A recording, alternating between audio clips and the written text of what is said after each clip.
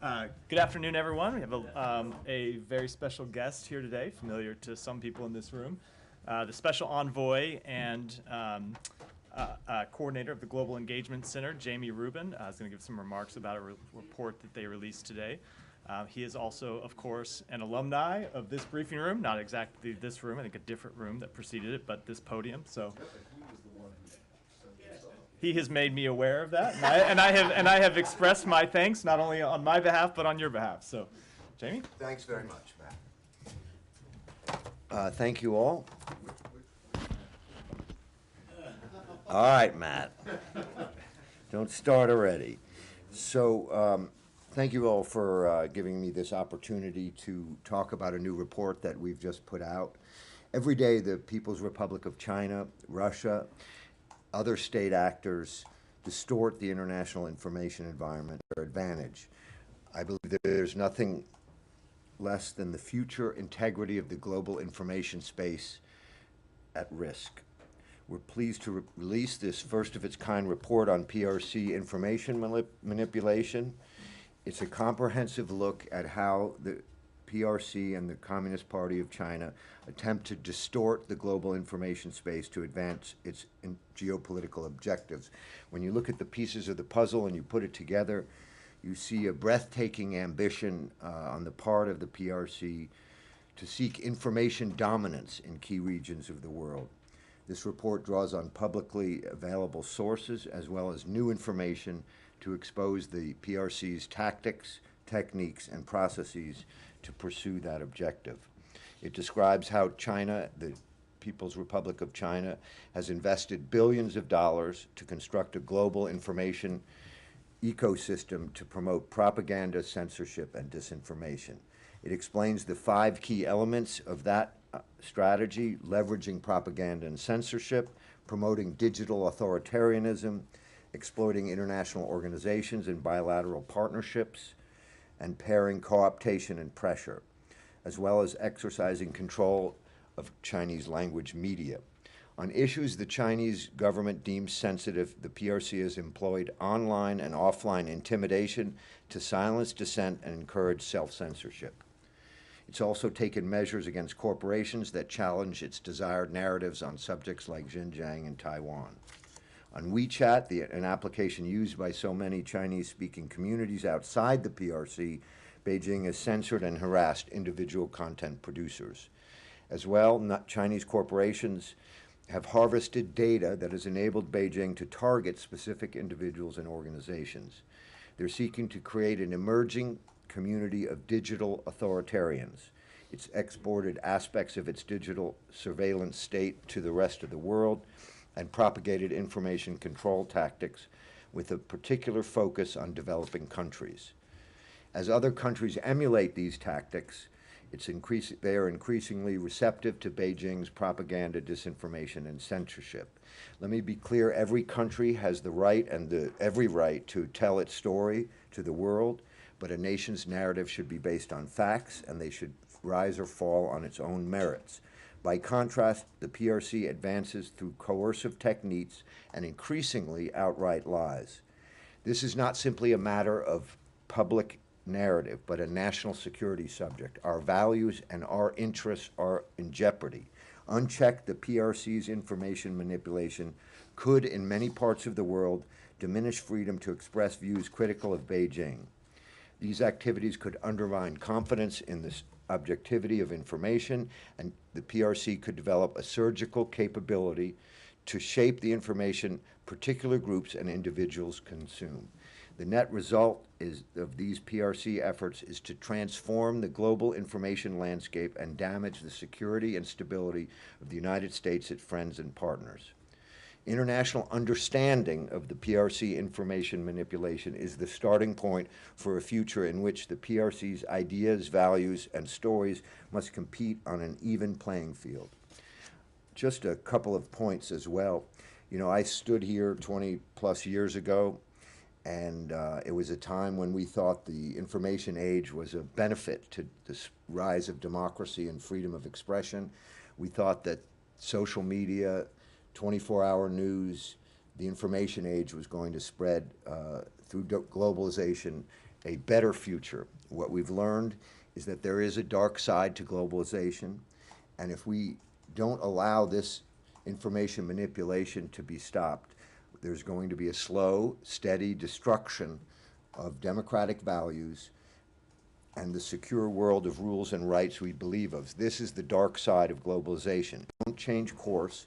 Steady, often imperceptible changes will occur that poison the information space that is crucial for our societies to function.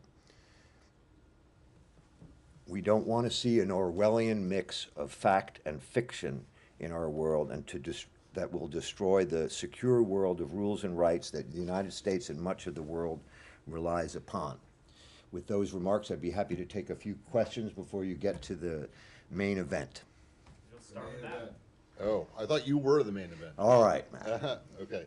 So listen, recognizing that the Chinese do this, and also the Russians, and also other countries, all countries do it, in fact. I'm wondering how you, and granted the information space has changed remarkably since 20 years ago, but how do you distinguish between what China is doing, as you mentioned in this report, and what the United States does and has done in the past? And specifically, if you're going to say that the Chinese are lying, and how do you compare that with the run-up to the Iraq War and what happened here? Obviously, there was no the social media landscape was different. I understand the point of the question, Matt, and it's a legitimate question. Let me repeat. Every country should be able to tell its version of its policies, should be able to promote its policies. We believe the more that countries around the world have an opportunity to share their different views, that's fine. The difference is when it's a fact-based narrative versus deceptive practices. Let me be specific about that. The United States spends most of its foreign assistance money in this area on training journalists, on building a fact-based world, on trying to ensure that freedom of expression is spread around the world so those journalists can hold their governments to account and our government to account. Just the way you're able to ask that question in the United States distinguishes between the way things work in the rest of the world. Let me also add that there is a fundamental asymmetry here. There is something called the Chinese wall that prevents people inside of China from getting fact-based narratives from the rest of the world, while in the United States, they are free to present their points of view. Finally, on the Iraq War, we admit it when we make mistakes. That was obviously a terrible mistake. I've sat up here as a spokesman.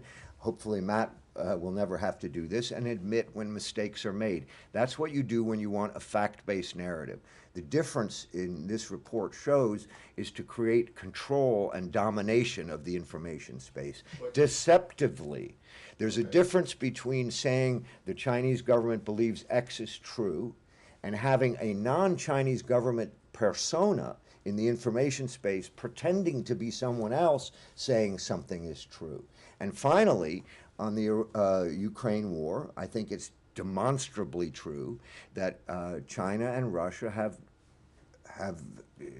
a joint approach to the information about this war. China has repeated in the information space Russian lies about this war, that the United States is the cause of this war, that the United States has biological weapons. Other false narratives are repeated by the Chinese Foreign Ministry and then repeated back by the Russians as saying the Chinese have shown that it's true. So there's an echo chamber of things that are demonstrably untrue. When you say something that you know to be untrue or is obviously untrue, to confuse, to manipulate, that's different than making a mistake. In the United States, I like to think when we make a mistake and it's demonstrable, we admit it. Well, it took several years for you guys to admit that you made a mistake on, not you personally, obviously, but when you talk about fact-based narratives, are you saying that the George W. Bush administration was not presenting WMDs in Iraq as a fact, not a fact-based narrative? Or you were trying to present it as something I other know than the that? last thing we all want is to relive the WMB fiasco, but let me just say that at that time, and I'll be very candid about this, I thought they had WMDs. I read all those intelligence reports. I was wrong. Everyone was wrong. That's different That's than different. consciously They knowing that you don't have. intentionally- wait, So you don't think that that administration back then? I'll leave it to knew that them it was- to, I'll leave it to them to All right. make their case. I'm Thank just you. giving you an example. Okay, thanks. Hi, thank you. Thanks for doing this. I'm wondering if you are sharing the findings of this report with the Chinese government, with your Chinese counterparts. If you are, what kind of feedback you're getting from them. I'm also wondering, given the relationship between these two countries are pretty fraught, is this at a level where the secretary would raise this with his counterpart when he meets with him? Is this likely to be added to the list of irritants in the relationship? Thank you for that question. I don't expect us to share this particular report, but it's online publicly right now. So the Chinese government will see it. As far as the question of whether this will become part of the topics of conversation between the United States and China, we'll just have to see. The important thing here, the Chinese know what they're doing. They don't need us to tell them what our assessment of what they're doing. The point of this report is to ensure that the rest of the world, the people that are the subjects and objects of their information manipulation, have the best chance possible to know when deceptive techniques are being used. Let me give you an example. A couple of years ago, the GEC put out a report on pillars of Russian disinformation. As a result of that report, journalistic organizations around the world went to those websites, those portals, and realized that they were getting repeated Russian misrepresentations, and those portals collapsed. So what we were hoping is that with additional, by bringing these tactics and techniques to light, look, you're journalists. Journalism is something very important to me. I think all of us believe in a fact-based narrative. This problem is obviously in this report about China. We've talked about it in Russia.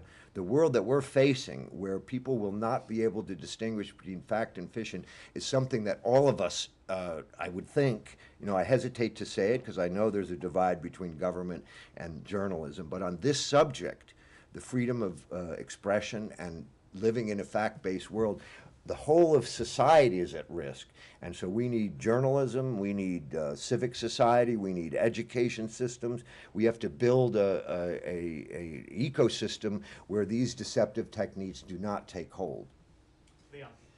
Yeah, thanks for having, thanks for doing this. I was wondering, I apologize, I haven't read the whole report. I didn't That's have okay. time It's to long try and it. it's understandable. But from what I did see, there's a lot of secondhand sources and a lot of things that we know about, that's been reported, done, what have you. So I wanted to know to what extent you, as the U.S. government, has uncovered new activities that you could pinpoint to or highlight. Yes. By the way, for all of you, obviously, so you can get to the main event, we're happy during the course of the day to take your questions at the GEC about the report if you have any specific questions, but directly right now. There's an example of a manufactured persona named Yi Fan, who pretends to be an international affairs commentator that's clearly, in our view, the U.S. government's view, operating on behalf of the foreign ministry. That's an example. There's an example in there where they tried to take over the entire Pakistani information space by building a censorship operation in which they could monitor the whole information space so that they could make adjustments and changes. There are examples where, and this is perhaps the most pernicious that you all would appreciate. Look, by and large, the Chinese do not follow the Russians' example of outright lies. On the occasion of Ukraine they have, but by and large, Xinhua, their wire service is largely accurate, but it reports a large number of things that happen badly in the United States, every problem, every hurricane, every crime, every problem, and only wonderful things that happen in China. They take that wire service and provide it to third parties, newspapers in Africa or Asia, but insist that no other wire service gets used. And think of how pernicious that is as journalists. That means the journalists writing up the news are using a Chinese view of the world, but putting it in their own words and their own names. So a Fiji editor is writing for a Fiji audience in a Fiji newspaper with a Chinese view of the world. So those are examples. There are, when you get to the back section, you'll see some other examples. Olivia? Thank you very much. The report makes only a few mentions of elections in particular and of the PRC's intention to target elections. We've seen assessments from the likes of Microsoft now saying that the PRC is looking to enhance its ability to do that using things like artificial intelligence. So I'm wondering if GEC has insights into those intentions specifically, whether it's in the US or abroad. Are you seeing more of an inclination on the part of Beijing to target elections specifically with disinformation? As there still are a large number of countries in the world, particularly countries of importance to the Chinese that are democracies that have elections. Yes, we have seen efforts to provide false narratives in elections. There are some famous cases that have been written about, and we mentioned some of those in this report. As I think you implied, the GEC is extremely careful that we do not operate in the United States. We don't look at the U.S. information space. That's something for other agencies to do. It's become quite controversial. I need to reiterate, we only look at international situations. So with regard to any U.S. election, you'd have to go elsewhere. But yes, the more significant the competition arises with the United States, the Chinese government has sought to provide these narratives. And remember, it's not so much providing their own narratives that's the problem. It's suppressing truths about Xinjiang, about Taiwan, about the South China Sea and the Philippines and places like that, where they are operating outside the normal bounds of sovereignty and trying to suppress information about it because they know that people in those countries would get quite upset, as they did in the Philippines when news came out about operating inside their territorial waters. So yes, we've seen that. That isn't the focus of this report per se. I want to emphasize again, this is the first of its kind. We're looking at the techniques and the tactics, less at the specific narratives. We want people to understand what's going on around the world so that journalists, media organizations, universities, think tanks, all the people that look at this, that care about this, that know that this is the lifeblood of our democracy. If it's not working properly, none of us are going to like the world we're living in. They have to take these techniques and practices, look at it, see whether it's applying in their area, see if they can identify inauthentic, coordinated activity.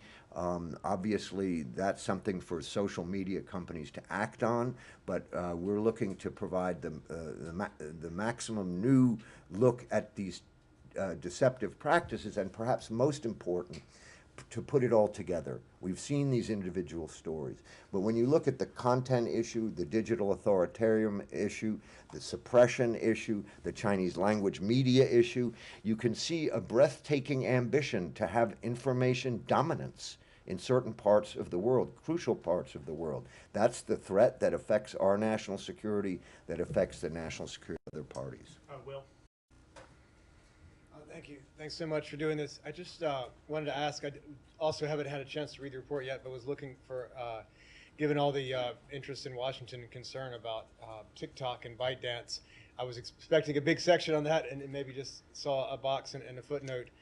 So I was wondering if that TikTok concern is overstated or if there are challenges and problems associated with that. There is a section in there, you've correctly identified it. Look, when this report has been prepared over many, many months, we've collected as much information as possible. We've had to make judgments of what to include and what not to include. Believe me, in the old days, it was much easier to get things like this cleared in the system. And I've been stunned after 20 years to watch how hard it is. So we had to make choices. We tried to provide sections where we thought we were adding to the knowledge of the world and not TikTok has been a subject of mega discussion, but we do identify specific efforts by through TikTok to pick and choose who gets to speak, how they get to speak, and to be able to identify both for purposes of suppression and for purposes of developing tailored narratives individuals through that portal. All right, we have time for a few more. Alex? Can I just follow up on Olivia's question? Thank you for doing this. We recognize that you don't work inside the United States, but China largely stayed on the sidelines in the 2016 and 2020 elections, looking at this vast array of different channels and techniques and tactics that you've highlighted. have you been able to glean anything about what they might do in 2024 as we go into this presidential election cycle at a time when tensions are so fraught? And can you just speak to this moment, why you're putting this out now? Is this a particular moment, do you believe? Let me take the second one first. I know there's always a question of timing and why one does this, one doesn't do this. I think this was more a case of not doing it with the government shutting down than it was a question of picking this timing. You know, we have been working on this report for a long time. When I got here 9 months ago, it was just starting. Again, as you'll see from the government information in there, some of this, you know, takes a while to work through the interagency process. There is no reason for today as opposed to yesterday or tomorrow, other than we didn't want to change our schedule because of the prospective government shutdown, because national security doesn't stop because of government shutdowns, and we wanted to make that absolutely clear. It will obviously affect a little bit of Post's ability to work with it overseas. On the first one, it's much easier. I need to reiterate, the GEC does not look at the information space in the United States, and that is something I've imposed, even though it was done before. I've said it over and over again to our staff. It's been a controversy that's misunderstood what we do. We do not look at the U.S. information space. We look at what China and Russia and Iran and terrorist groups do in the rest of the world. I'm less worried about what will happen here, where we have an elaborate protections for the freedom of the press and abilities in a country where freedom of the press is such an important aspect of our society, than I am worried about younger emerging democracies, places where there are fewer outlets, places where, take Honduras, for example. Suddenly they took the entire Honduran press corps and flew them to China to get an indoctrination. That's where the Chinese tactics and techniques, I think, will have the greatest impact. So that's what we focused on. And again, we just don't look at the U.S. information space. Right, but I appreciate the point. Let's do Abby and Michelle, and then we'll let you go. Thank you. Thanks again for doing this. So you just laid out a pretty stark picture of the dangers of information dominance, a really complicated system. Your report cites examples of China being the leading provider of digital television services in all of Africa. Has the U.S. invested enough human resources, money in trying to counter China in this vast campaign? Boy, that's a good question. Let's see how I can dance my way out of that. Let me just say that I've given some briefings around here in the State Department, and for those of you who have been around a long time, you may remember they used to talk about Richard Clarke and George Tenet running around with their hair on fire before 9/11. Some days I feel like my hair is really hot, and that people are too often regarding this as a communications problem, as a PR issue, as a public diplomacy issue, when to me, and I think for the reasons I suggested, this is a national security threat. There are domains in the world. The information space in our modern world is a domain of we are in an undeclared information war for a long time now, and it's taken a while for us to appreciate it. I think in the early years, the years when USIA was taken down and money wasn't spent on public diplomacy, people thought the internet and social media was going to be a solution to this problem. I've talked to people who worked here during the 2000s. They thought by spreading Twitter and Facebook and all of these social medias, that this was a way to spread democracy, and they didn't think through the dark side of globalization, the dark side of these tools. I think it's becoming increasingly clear. Let me just say, the short answer to your question is no. We're not spending enough money. I think we should spend a lot more. That's my personal opinion. Two, Secretary Blinken brought me to this job, brought me back to government service after 20 years because he thinks it's important. And I've seen him seek assistance from the intelligence community to begin to treat this issue with the seriousness it deserves. Whether that gets translated in funding and us doing a better job? I can't say. But I can also tell you that it's not so much a matter of the U.S. government spending money promulgating its point of view as it is an understanding in all of society, civil society, businessmen, culture, arts, education. We all have to, who live and thrive in this information environment, have to see how easy it is for foreign actors to destroy and create an Orwellian mix of fact and fiction for us.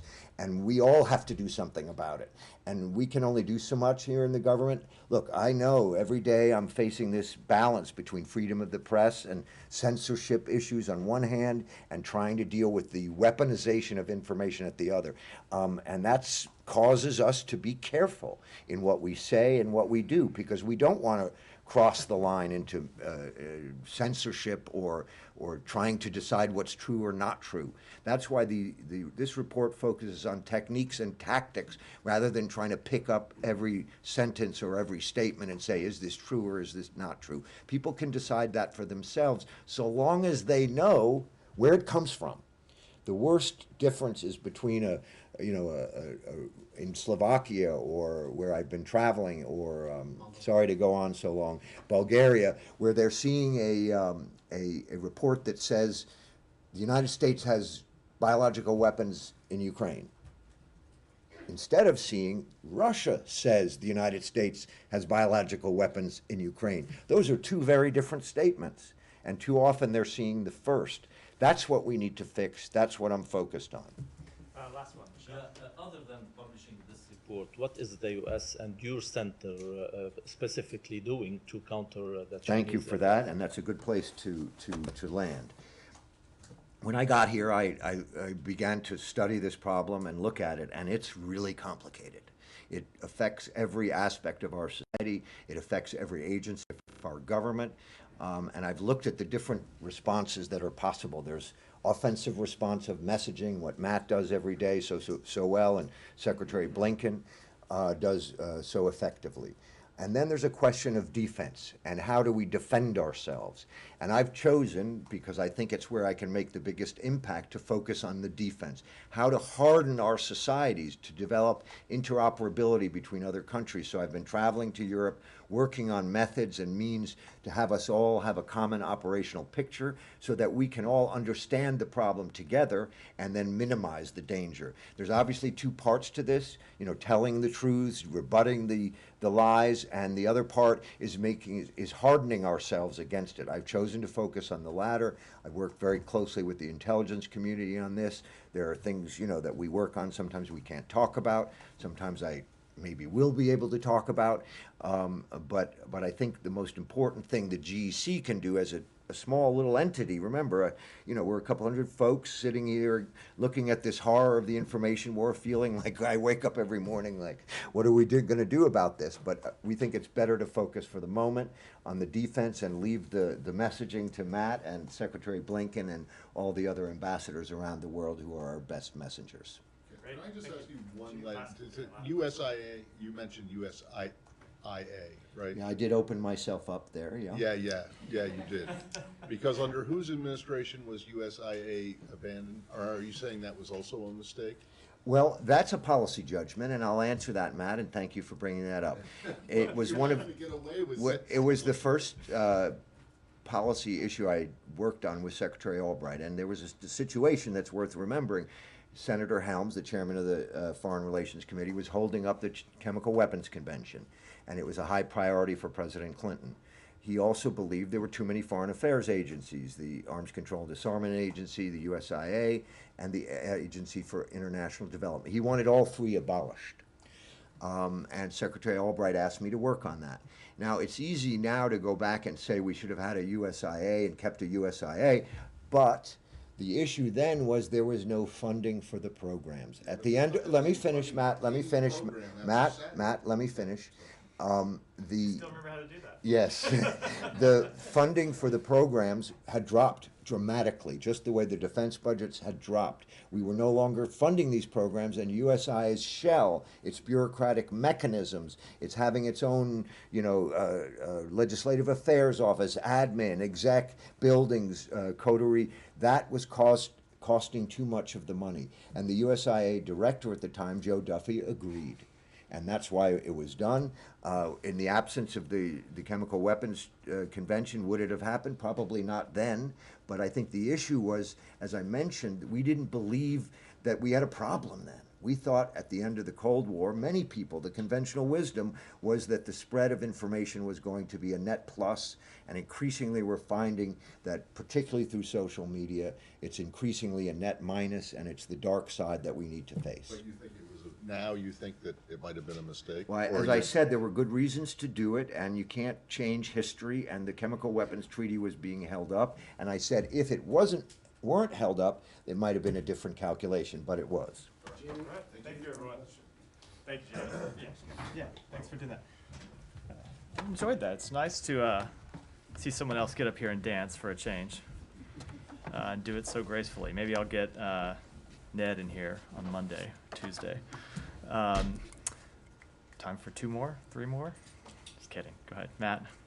I just want to, I think you probably won't have a whole lot, if anything, to say more about the Travis King situation, but I just want to know what the latest is. I don't have anything to say. You know, he obviously arrived back in the United States on a Department of Defense plane. It's now a Department of Defense matter. No further involvement for the State Department, so I'd refer anything to them. Yes. Alex. Ask about Karabakh. Before that, very quick question. Just speaking on Russian disinformation, Putin today praised elections in Ukraine as quote-unquote open, fair, and competitive, which reminds me that you guys were supposed to come up with sanctions. Are we not too late? Are we chasing the ambulance here? Are we? What was the last part of it? What was? You gotta chase the ambulance. I mean, chase an ambulance. So if the question is, are we going to impose sanctions? I think you know the answer that we do not impose, or we do not preview our sanction decisions from the podium. But we have been quite clear about our opinions on the so-called elections, the sham elections, the fake elections that President Putin has staged in Ukraine, and we have been quite clear that no one in the world respects those or believes that they are real elections. And I think our record of imposing sanctions on Russia and other measures to hold them accountable for their actions with respect to Ukraine has also been quite clear. thank you. Moving to Karabakh, do you have a comment on Karabakh Armenia's statement today that they will cease to exist next year? There are reports that the U.S. is planning to announce its own disaster assistance response team in the region. Do you have anything on that? With respect to a disaster assistance response team, Ambassador Power announced yesterday that USAID had deployed a disaster assistance response team to coordinate the U.S. humanitarian response. That team will assess the situation, identify priority needs to scale up assistance, and work with partners to provide urgently needed aid. And if you talk to USAID, they can provide you more details about that. And on Karabakh Armenia's statement that they will cease to exist as an entity as of next year.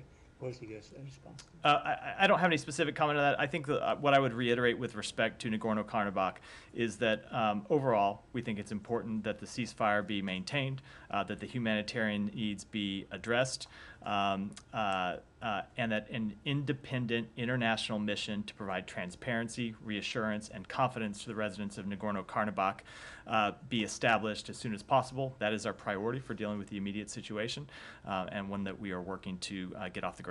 Can I have a follow-up on the, Yeah. I mean, how serious really are you on this international mission? I mean, you've mentioned it, but I mean, one doesn't get the sense that it's going to go anywhere, and would Azerbaijan accept that in any way, shape, or form? And then second, related to that, separatists, have announced officially they're disbanding, cease to exist. You have tens of thousands of Armenians who fled. So we are quite serious about the international mission. We think the international mission is important because it relates to all the other questions about humanitarian assistance, about humanitarian needs in the region. We are so serious about the international mission that the Secretary raised it in his call with President Aliyev, pressed him to support an international mission. You may have seen that the Azerbaijani government came out yesterday and said that they do support an international mission, and in fact in their statement said one of the reasons they are supporting it is because they have been pushed to support it by the United States. So we are quite clear in it. We're working with our allies and partners on what the best mechanism to effectuate that is, but we think it's important to provide transparency and to assure that humanitarian needs are being addressed on the ground. Let me go. I'm going to go to someone else. Go ahead. Follow up on the international observation mission. Can you specify what countries you're going to work with, and also, what role is this mission going to play on the ground? Yeah, I can't preview specifics right now because it is a matter that is ongoing with a number of allies and partners in the region, both under what auspices that mission would be launched, who would participate, what its scope would be, what it would look like. All those things are under discussion. So I don't want to make any kind of I don't want to make any kind of announcements before we've nailed down the details. But it is a matter we are working on. In a statement today, Azerbaijan's foreign ministry urged Armenians of Karabakh to become part of the multi-ethnic Azerbaijani society. This is according to their statement. And Azerbaijani authorities also announced an online portal to register Armenian residents in Karabakh to provide them services. What is your view, your assessment on this? Is that a step that is welcomed by the U.S.? So I will say that we continue to be greatly concerned about the humanitarian situation in Nagorno-Karabakh. We think it's important that residents of Nagorno-Karabakh be able to make the decision to leave if they want to leave, and to be able to return if they want to return. It's a decision that they all have to make as individuals, but we think it's important that they be able to make that decisions for themselves, and we think there ought to be unhindered humanitarian access to the region to make sure that populations in need can get the support that they require. Again, I'll go back to the international mission. We think to best effectuate that, it is important that an international mission be established to ensure that those humanitarian needs are addressed. Go ahead. How serious is the U.S. willing to help Lebanon to do the borderline with Israel after the demarcation of the sea? Let me take that one back. Saeed? Thank you. I want to switch topics to the visa waiver, but I would be remiss if I didn't mention the previous speaker. Well, I mean, talking about intentional disinformation campaigns by the United States government, causing in the 80s and during the Reagan administration, one of your predecessors to actually resign his post because they do that intentionally. But I want to move on. I'm glad because I'm not going to speak to things that predecessors of mine in the 80s may have done. So, but with regard to the visa waiver issue, in the last few years, the U.S. denied visas. I guess at Israel's behest, denied visas to Omar Barghouti, the founder of the BDS movement, Bassem Tamimi, a nonviolent activist, Palestinian, and so on, and Hanan Ashrawi, who was a frequent visitor to Washington and so on, participated in all the talks, and Camp David and all these things.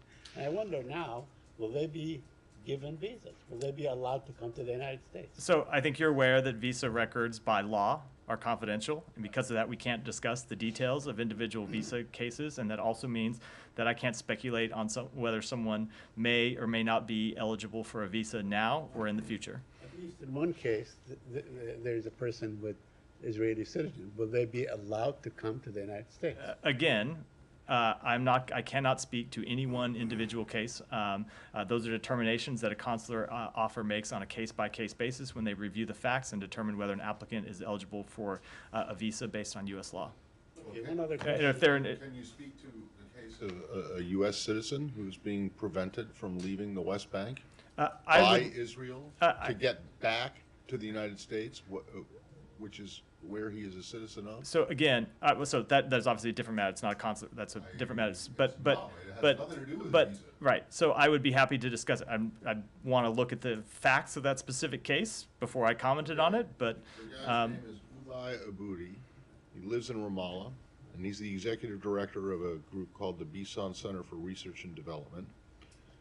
And the Israelis are not letting him leave. Yeah, and I'd be happy to. Yeah. I'm not familiar with the fact. How many Israelis are you preventing from leaving the United States right now, or will you under the VWP program when it goes into effect? So we do not prevent people from leaving the United States. Right. But I cannot, to the details of that specific case, I obviously am not aware of this individual case and can't speak to them and the reasons why. Right, let me just ask you one more question. I mean, this, at least interpreted by the Israelis, by the Americans, by Mr. Netanyahu himself, to be really a great victory for Mr. Netanyahu at a time when you have a great deal of differences, especially over, you know, the judicial reforms and so on.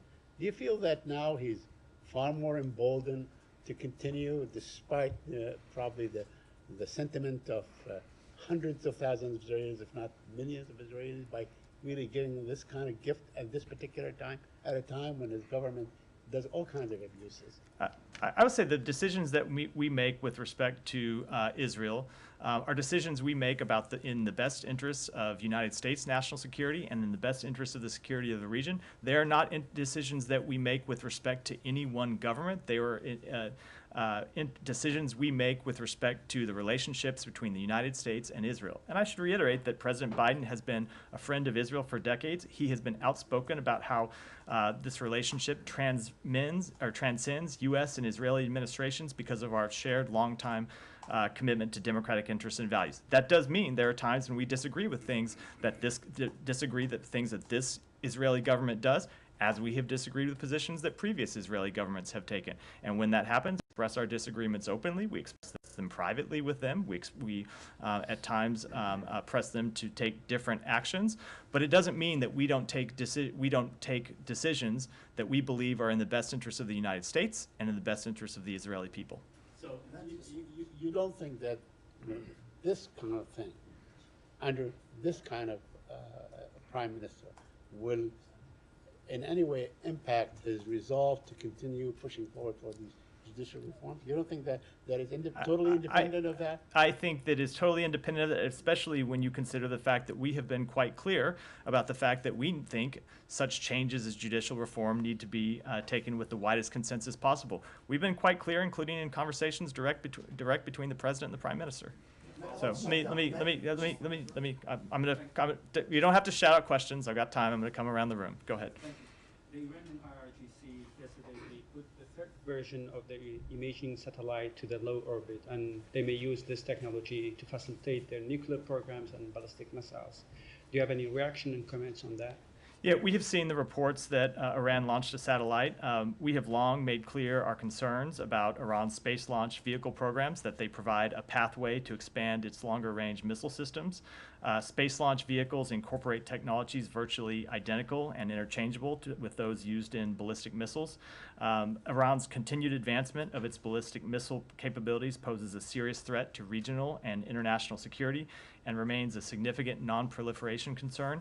And I will just reiterate, as I've said before, about a number of activities in this regard, that we continue to use a variety of non-proliferation tools, including sanctions, to counter the further advancement of Iran's ballistic missile program and its ability to proliferate missiles and related technology to others. Go ahead. Oh, sorry. I have one question for Mr. Jamie. Should I ask you that question or no? Should I? Why don't you follow up with the Global Engagement Center Okay, afterwards? As he said, they'll be happy to discuss further. So I have two questions for you, sir.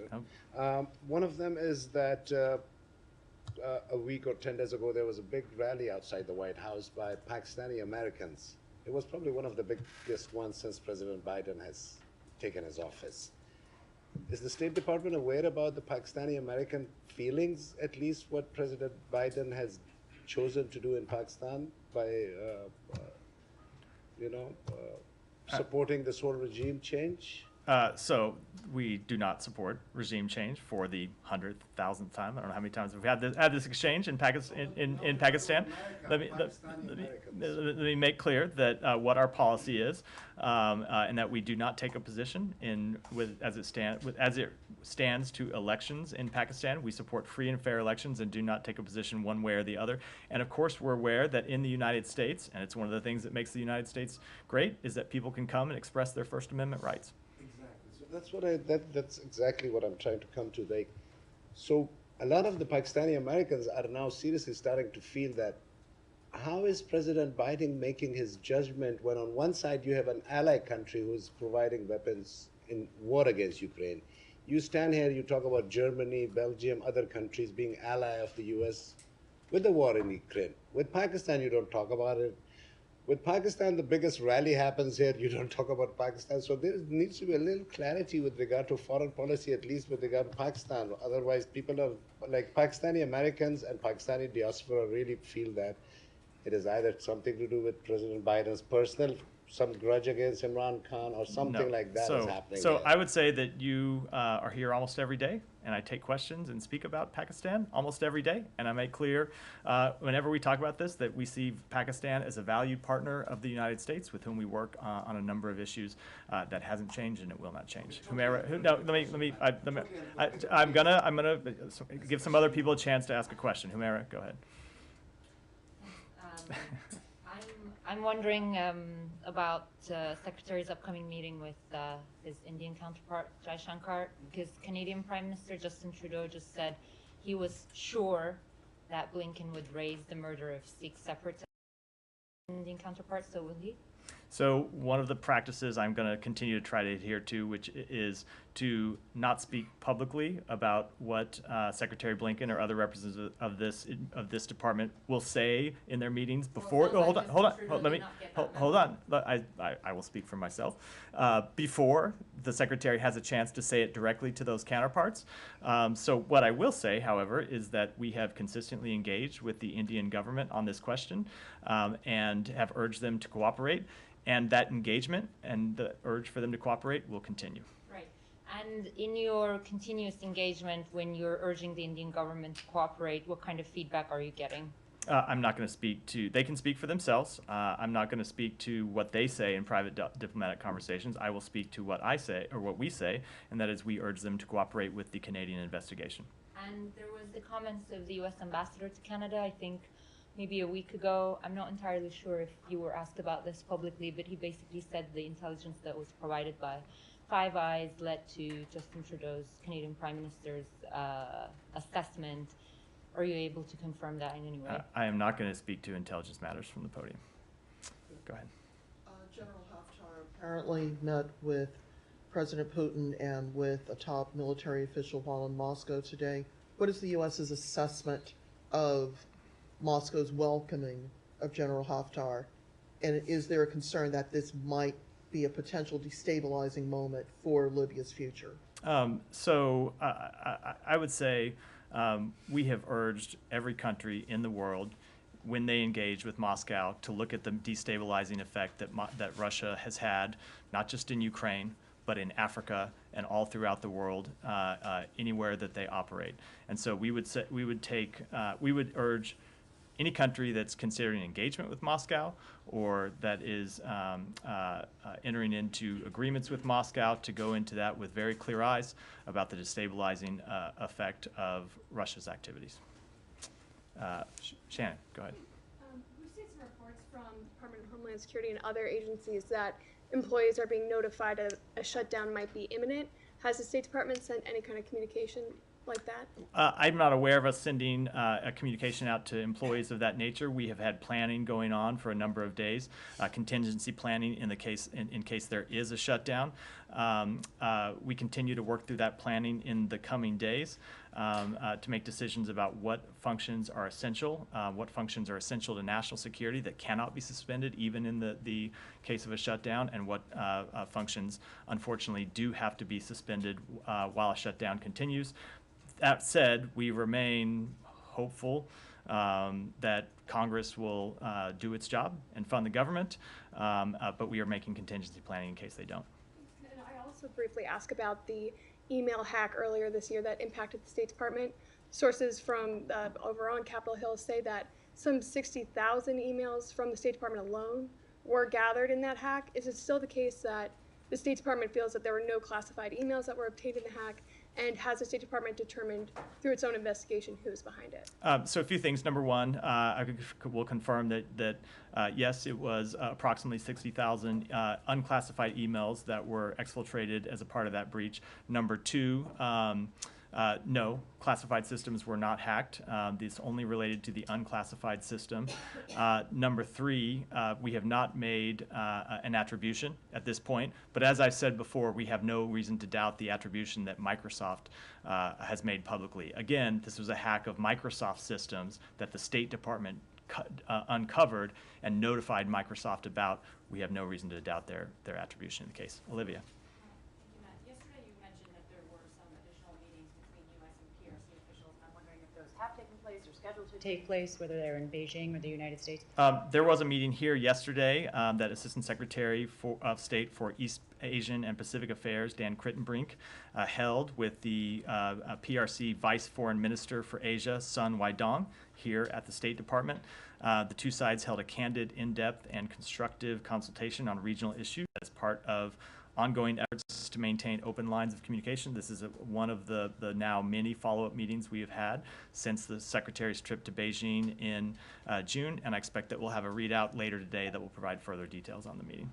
And since we're on the topic today, I'm wondering whether in any of these meetings U.S. officials have taken the time to warn Beijing against interfering in elections in 2024. Has that, especially as these reports have come out saying that there's more of an inclination potentially on the part of the PRC to leverage technologies to intervene in elections around the world, but especially in the United States. Has that specific issue been raised?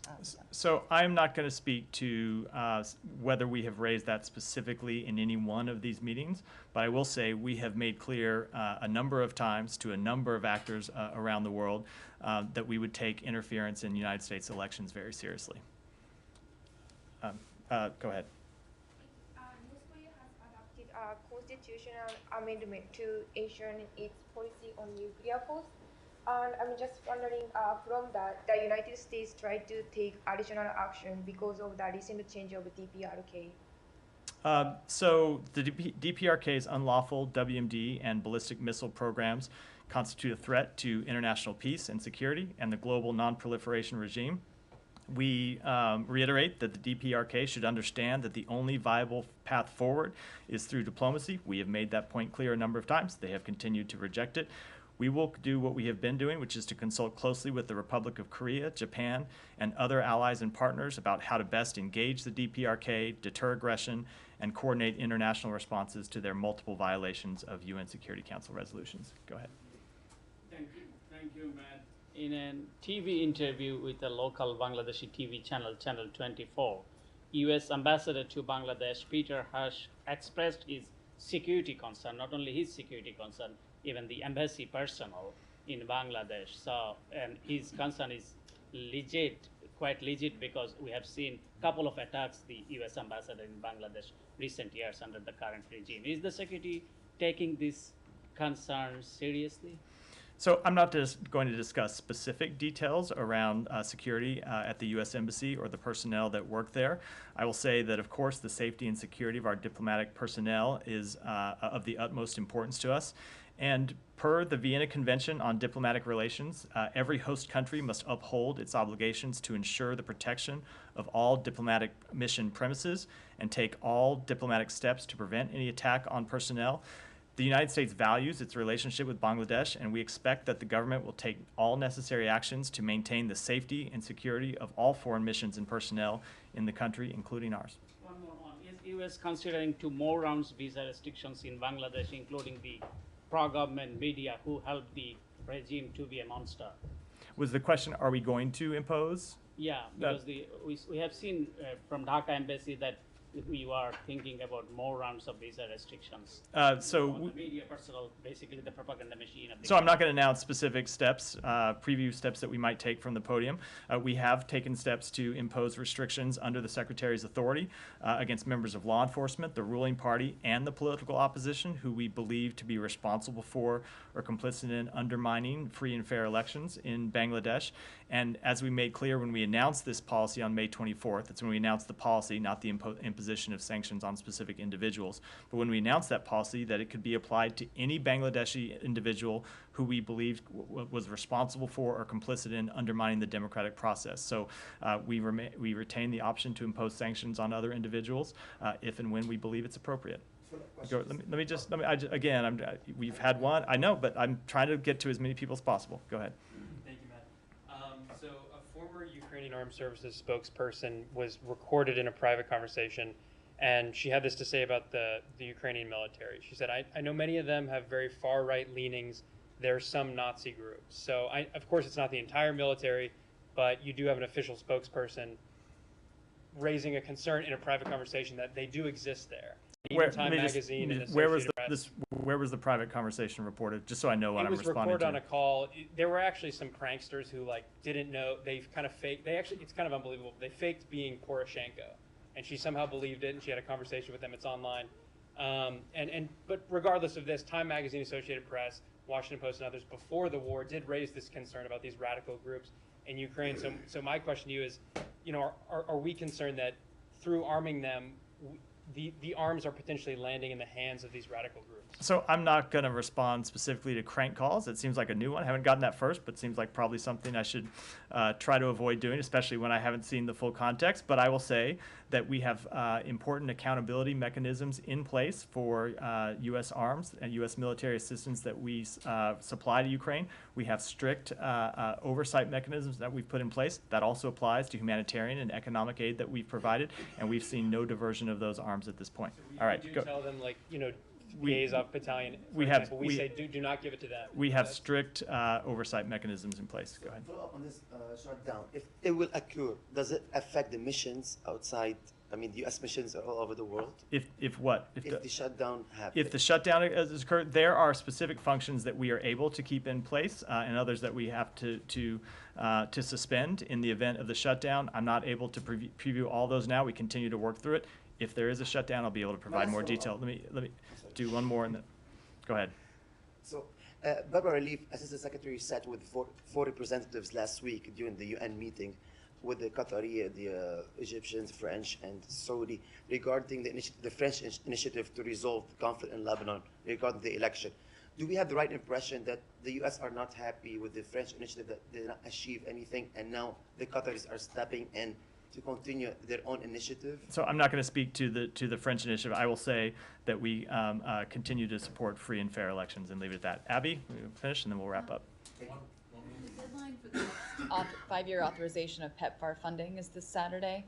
I wondered if you had any concerns about some of the threats to PEPFAR funding, moving it to a 1-year authorization versus 5. What impact do you see that having on State Department programs? So we have had great concerns that the funding of PEPFAR has even become controversial. It is one of the greatest humanitarian successes that the United States has ever seen. The work it has done has saved millions and millions of dollars, or millions and millions of lives in Africa. And when you look at the costs that the United States has spent on this program with compared to the reward in terms of the number of lives saved, it's really hard to find anything else that we have done as a country that has delivered such benefits. So I will say we, of course, would be concerned with any lapse in funding for the program and would urge Congress to fully fund it as the administration has requested. One follow-up to that. Yeah. The State Department recently added new language calling for PEPFAR to partner with organizations that advocate for institutional reforms in law and policy regarding sexual, reproductive, and economic rights of women. What is your response to conservatives who argue that this is a way to integrate abortion into HIV/AIDS prevention? That is absolutely not the goal of our policy. Thank you very much. One question on Iraq. Did you provide any aids to Iraq?